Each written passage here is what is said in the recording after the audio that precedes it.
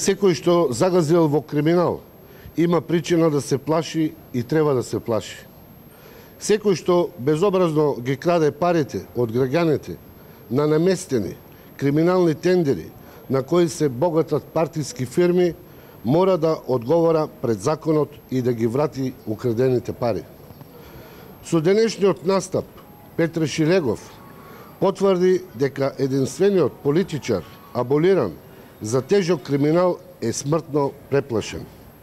Зоран Заев знае дека е повторно фатен во криминал.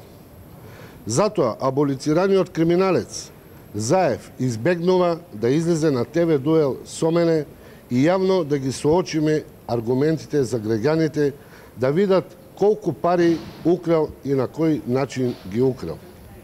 Граѓаните треба да знаат како работата забегала дотаму Струмица да плаќа двојно поскап превоз од Токио.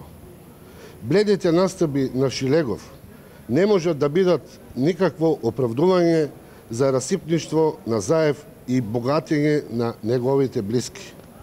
Зоран Заев еднаш веќе успеа да избега пред законот благодарение на Бранко Црвенковски, кој го спаси од одговорност за криминал тежок 8 милиони евра.